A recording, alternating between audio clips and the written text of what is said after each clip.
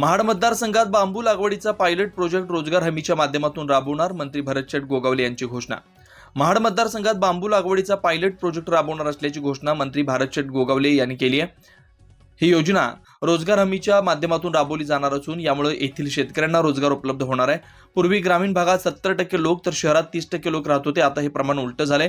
मुंबईला जाऊन हॉटेलमध्ये अगर धुण्या भांड्याची कामं करण्याऐवजी आपल्या शेतात चांगले उत्पन्न मिळणार असल्याचं गोगावले यांचं म्हणणं आहे। प्रश्न असा आहे, तरुणाई बरीचशी मंडळी मुंबईकडं, पुण्याकडं, गुजरातकडं वळलेली आहेत। गावाच्या गावं ऊस पडत चाललेले आहेत, प्राथमिक शाळा बंद पडत चाललेल्या आहेत। पूर्वीचं जे वैभव होतं ते गावाचं संपत आलेलं आहे। पूर्वी शहरी भाग 30% होता आणि ग्रामीण भाग 70% होता।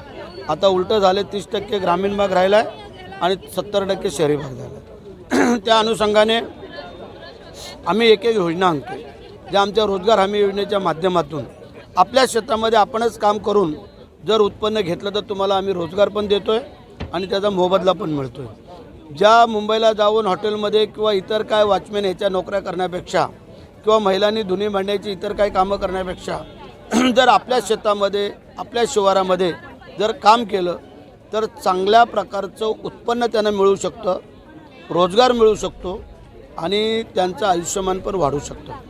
कारण नैसर्गिक हवामान, स्वच्छ पाणी या सगळ्या गोष्टीचा विचार करता आमचा हा प्लॅनिंग आहे। हा पायलट प्रोजेक्ट आमच्या गावाचं, आपल्या मतदारसंघामध्ये करायचा आमचा प्रयत्न आहे आणि म्हणून आम्ही सगळ्या कार्यकर्ते, पदाधिकारी, आज महिला, शेतकरी यांना बोलवले होते आणि त्या मंडळींना ही मार्गदर्शन करणारी मंडळी आली होती।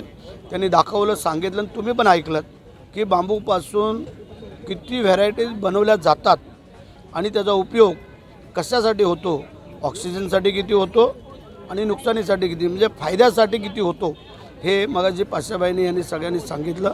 त्याचा विचार करावा आणि त्याच्यातून तुम्हाला नुकसान तर काहीच नाही, उलटा फायदा आहे। ऑक्सिजन पण मिळतं आणि पैसे पण मिळत आहेत।